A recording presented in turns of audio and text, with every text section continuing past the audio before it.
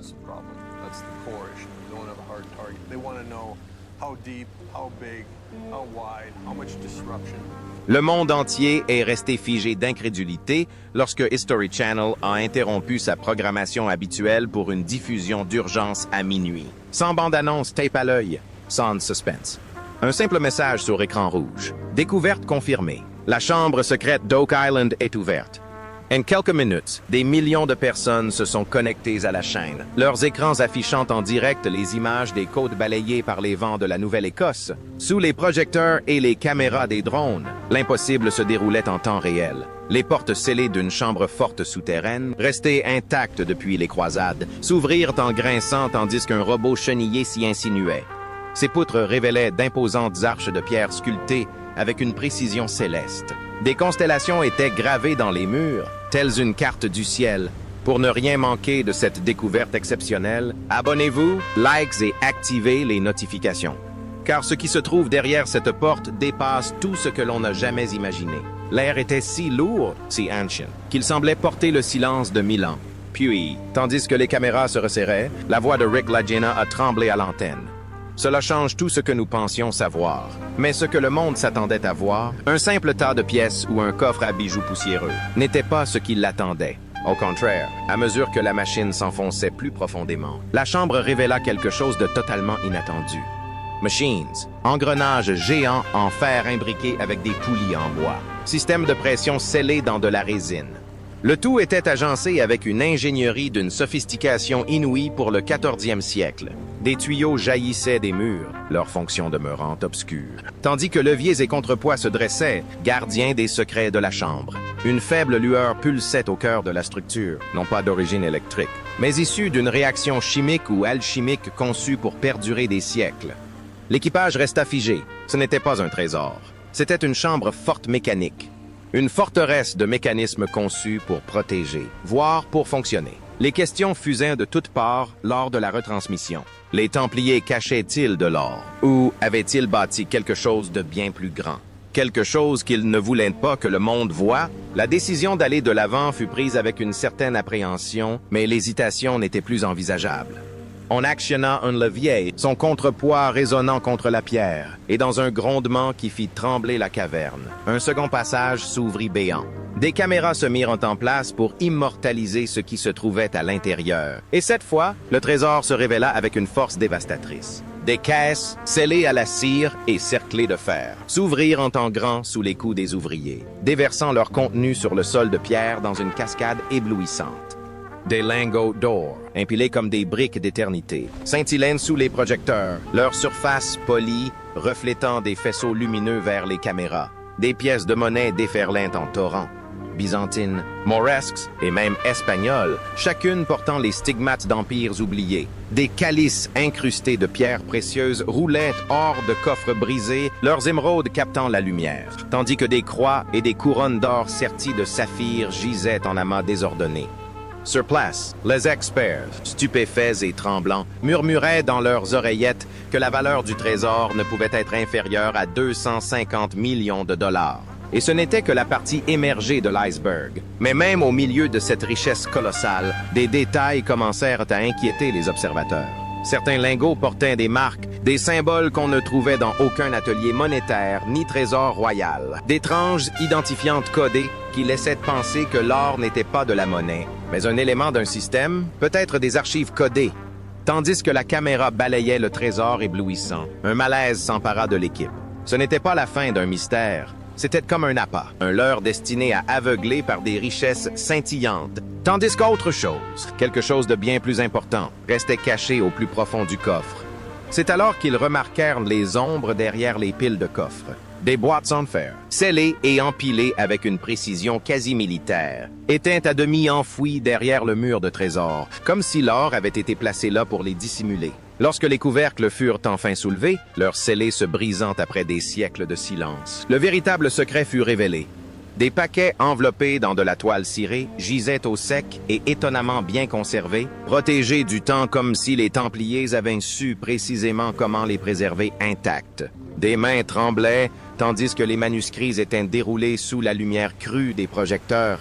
Des inscriptions araméennes recouvraient un parchemin de part en part, des passages murmurant des évangiles dont aucune église n'avait jamais reconnu l'existence. Des prières latines s'entremêlaient à des diagrammes, chacun soigneusement esquissé. Des machines ailées, de grandes forteresses aux tourelles rotatives, des inventions consignées des siècles avant leur création supposée. Des lettres grecques dansaient sur une autre page, décrivant des alignements d'étoiles et des calculs codés que personne ne pouvait déchiffrer sur le champ. Puis, le silence se fit dans la pièce. D'un des plus petits coffres, un fermoir de fer céda et un codex s'en échappa. Sa couverture, fendue, mais encore recouverte d'une cire rouge vif, portait un symbole que les érudits reconnurent aussitôt. Le sceau papal de Clément V, le pape même qui avait dissous l'ordre des Templiers sous la pression de la couronne de France. Les implications étaient stupéfiantes. Pourquoi le sceau du pape, principal responsable de la destruction des Templiers, se trouvait-il là, caché dans un coffre-fort de Nouvelle-Écosse? Ce codex prouvait-il que Clément avait secrètement conspiré avec les Templiers, préservant des documents destinés à être effacés de l'histoire? Les érudits présents sur place poussèrent un cri d'effroi, leur voix résonnant dans les micros. Il ne s'agissait pas d'un simple trésor. Il s'agissait d'un savoir interdit, d'informations suffisamment puissantes pour ébranler des siècles, d'autorité ecclésiastique et réécrire l'histoire même de la civilisation occidentale. Mais les manuscrits n'étaient que le début. À mesure que les équipes répertoriaient la découverte, d'étranges anomalies commencèrent à se manifester sur l'île Oak. Les instruments de haute précision déployés en surface se sont soudainement emballés. Les sismographes ont enregistré des secousses de basse fréquence qui ne correspondaient pas à une activité géologique. Les aiguilles des boussoles tournaient de façon incontrôlable, pointant non pas vers le nord, mais décrivant des cercles erratiques. Un technicien qui surveillait les vibrations du socle rocheux a signalé une pulsation, une lente résonance rythmique vibrant à travers toute l'île, comme si la chambre elle-même s'était transformée en un diapason géant. Les membres d'équipage à l'intérieur de la chambre forte étaient visiblement mal à l'aise. Plusieurs juraient avoir entendu des murmures résonner dans la pierre. Non pas des voix provenant de leur radio, mais un chant, profonde et ancien, vibrant à la limite de la perception. Certains disaient qu'il était en français, d'autres en latin, mais tous s'accordaient à dire qu'il semblait vivant, non pas un écho du passé, mais quelque chose de toujours. Marty avançait l'hypothèse d'interférence, peut-être des parasites rebondissant sur les murs de pierre, mais Rick restait immobile, à l'écoute avec une concentration qui troublait même ses plus proches alliés. Il murmura que ce n'était pas une ingérence, mais un acte délibéré. La chambre avait été conçue non seulement comme une chambre forte, mais aussi comme une structure résonante, capable de déclencher des alarmes, voire des mécanismes de défense, en cas de perturbation. La malédiction d'Oak Island, longtemps considérée comme une légende, semblait soudain bien réelle, un système de dissuasion forgé par des mains qui comprenaient la pierre et le son d'une manière que les esprits modernes peinaient à saisir. Tandis que le débat faisait rage, une nouvelle tension émergeait à l'extérieur de la chambre forte. All large, sous la pâle lueur de la lune, des silhouettes inconnues se dessinaient à l'horizon. Des navires sans marquage flottaient silencieusement dans la baie, feux de navigation éteints, leur présence passait inaperçue. Des drones captaient des images de silhouettes vêtues de sombre, observant les fouilles grâce à des systèmes de vision nocturne. Les téléphones des Lagina vibraient d'alertes, de photos, de messages et de fragments de documents provenant de sources inconnues. Ils parlaient d'un ordre clandestin, d'une lignée de gardiens qui, disait-on, veillaient sur l'île Oak depuis des siècles. Ces gardiens n'étaient pas un mythe. Leur existence était désormais indéniable. L'un des messages était particulièrement glaçant. Une transmission codée s'est glissée directement dans le système de communication de l'expédition. Rick a déplié la version papier quelques instants plus tard, introduite au camp par des mains invisibles. La traduction fut brève, brutale et définitive. Tu as ouvert ce qui ne t'appartenait pas. J'en ai eu la chair de poule. Les gardiens ne cherchaient pas à négocier. Ils adressaient un avertissement, affirmant que ce trésor n'avait jamais été destiné à être pillé. Lore, les manuscrits, les reliques. Chaque pièce avait été placée sous une tutelle éternelle, protégée par des lignées qui en avaient assumé la responsabilité de génération en génération. Aux abords du site de fouille, des ombres persistaient. Des hommes sans insigne ni uniforme observaient en silence, sans faire le moindre geste pour intervenir, mais leur détermination était palpable. Le trésor, semblait-il, n'était pas à prendre sans effort. C'était un prix scellé par un serment prêté des siècles auparavant, un serment qui ne reconnaissait ni gouvernement, ni loi, ni commerce de télévision. Et maintenant que le sceau était brisé, la véritable lutte pour le contrôle d'Oak Island ne faisait que commencer. La pression de cet avertissement ne s'arrêtait pas au rivage de l'île. En quelques jours, le Vatican lui-même fut contraint de s'exposer face à l'accumulation de fuites, photographies, transcriptions, fragments enduisent des manuscrits même que les gardiens prétendaient protéger. Les historiens romains ne pouvaient plus garder le silence. Acculés. Ils reconnurent que certains textes d'Oak Island avaient déjà été décrits des siècles auparavant dans des inventaires ecclésiastiques secrets, discrètement catalogués et conservés dans les archives du Vatican. Ce n'est pas la découverte en elle-même qui les a choqués, mais la révélation de ces faits. Les reliques exhumées du sol de la Nouvelle-Écosse correspondaient de façon troublante aux descriptions enfouies dans les registres pontificaux. Des calices saisis en Terre Sainte pendant les croisades, des reliquaires censés contenir des fragments de saints anonymes, des manuscrits scellés durant les années de persécution et de dissolution de l'ordre des Templiers. L'avertissement des gardiens était désormais étayé par des preuves, et les autorités romaines craignaient les conséquences de la diffusion mondiale de ces révélations. Si les codex dévoilaient des évangiles censurés ou des schémas d'ingénierie interdites, le fondement même de l'autorité catholique, le récit soigneusement préservé à travers les générations, serait ébranlé jusque dans ses fondements. Le pape lui-même a publié une déclaration diffusée dans le monde entier, mais son imprécision était frappante. Il n'a pas parlé d'or ni de reliques, mais de la nécessité d'une extrême prudence face aux découvertes touchant au patrimoine sacré. Cette formule, si soigneusement pesée, ressemblait moins à un conseil qu'à une directive à peine voilée. Pourquoi le Vatican évitait-il de reconnaître directement l'existence de l'or et des manuscrits? Que craignait-il tant que le monde découvre? Après cette unique déclaration, un silence assourdissant s'abattit sur Rome, un silence plus éloquent que n'importe quel démenti. Pour de nombreux observateurs, il devint évident que l'Église convoitait bien plus qu'un simple trésor. L'or, à leurs yeux, n'avait aucune importance. Ce qui importait, c'était de le savoir, celui qui pouvait démêler des siècles de doctrine d'un simple trait traduit. À mesure que les manuscrits étaient étudiés de plus près, une découverte stupéfiante émergea de parchemins pliés, glissés entre les pages. Il ne s'agissait pas de textes religieux, du moins au premier abord, mais de cartes, des cartes stellaires méticuleusement dessinées, recouvrant l'Atlantique comme un filet céleste. Les historiens ont étudié attentivement les alignements et ont compris que les symboles n'étaient pas aléatoires. Le parchemin représentait un réseau de routes triangulaires reliant l'île Oak au Portugal, à Jérusalem et même au cœur de l'Amérique du Sud. La superposition des coordonnées sur les cartes modernes a révélé un réseau, une grille géométrique s'étendant sur plusieurs continents. Cela laissait entendre que les Templiers avaient cartographié non seulement des routes commerciales, mais quelque chose de bien plus étrange. Des lignes d'énergie, des canaux de force naturelle. Les fameuses lignes de lait dont les érudits ésotériques parlaient à voix basse depuis des décennies. L'implication était stupéfiante. Oak Island n'était pas un cas isolé, mais un maillon d'un réseau mondial de chambres fortes secrètes, chacune susceptible de réessayer des trésors, des reliques ou des textes interdits. Si les cartes stellaires étaient authentiques, alors la chambre à 250 millions de dollars n'était que le point de départ, le premier chapitre d'une énigme qui s'étendait à travers les océans. Cela expliquait pourquoi les manuscrits évoquaient la protection et le secret. Les chevaliers n'avaient pas seulement dissimulé des richesses, mais les avaient réparties stratégiquement sur un réseau planétaire conçu pour rester invisible jusqu'à la découverte de la clé. Certains experts suggéraient que ce savoir pouvait bouleverser la géopolitique elle-même. Quiconque contrôlait ce réseau, contrôlait l'histoire, l'énergie et peut-être des vérités que l'humanité n'aurait jamais dû découvrir.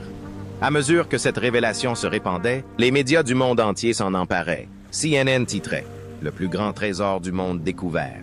La BBC enchaînait avec « Les secrets d'Oak Island bouleversent l'histoire ». Al Jazeera a qualifié cette découverte de potentiellement déstabilisatrice pour les sphères religieuses et politiques. Les réseaux sociaux se sont enflammés. Les hashtags se sont multipliés à une vitesse fulgurante, dépassant même le temps de suivi des analystes. Hashtag Trésor d'Oak Island. Hashtag Or des Templiers. Hashtag Coffre-fort du Vatican. Les théoriciens du complot ont pris le dessus, affirmant que le trésor d'Oak Island n'était pas un trésor, mais la réserve d'un nouvel ordre mondial. Des publications virales soutenaient que les lingots d'or codés n'étaient pas de la monnaie, mais des clés. Ces clés faisaient partie d'un système conçu pour s'activer lorsque certains nœuds étaient ouverts à travers le monde. Des millions de personnes débattaient en direct de la possibilité que l'humanité ait été victime d'un complot ourdi depuis des siècles. Les marchés financiers, déjà fébriles à la vue de l'or scintillant diffusé dans le monde entier, commencèrent à trembler. Les économistes avertissaient que la simple évocation d'un trésor de 250 millions de dollars pourrait déstabiliser le marché de l'or, surtout si l'existence de coffres-forts similaires était avérée. Les banques spéculaient sur le fait que les investisseurs pourraient se débarrasser des réserves nationales au profit de ces légendaires cash. Presque du jour au lendemain, les fonds spéculatifs ont commencé à réorienter leur portefeuille vers l'or numérique et les crypto-monnaies, non pas parce qu'ils étaient plus sûrs, mais parce que les métaux traditionnels semblaient soudainement menacés par l'inconnu. Comment garantir la valeur de l'or si de nouveaux coffres pouvaient apparaître à tout moment, inondant le monde de lingots enfouis depuis des siècles? Ce qui avait commencé comme une percée archéologique se transformait désormais en paranoïa financière. Les familles se branchaient sur les émissions du soir, non seulement pour s'informer sur l'histoire, mais aussi pour suivre l'évolution de leurs économies, écoutant les présentateurs spéculer sur un effondrement économique lié à des reliques enfouies par des chevaliers 7 siècles auparavant. Les manuscrits avaient prouvé une chose: l'île aux chênes n'était pas une anomalie isolée. Et tandis que le Vatican s'enfermait dans son silence, que les cartes stellaires laissaient entrevoir de nouvelles découvertes, et que les marchés tremblaient sous le poids de l'incertitude, une vérité terrifiante s'imposait au monde. Le trésor enfoui sous Oak Island n'était plus seulement du passé. Il était le levier sur lequel s'appuyait le présent, et peut-être l'avenir. Inévitablement, cette peur exigeait une force considérable. En quelques jours, des patrouilles navales canadiennes encerclèrent Oak Island. Leurs navires gris métal mitraillés décrivaient lentement des cercles le long du rivage.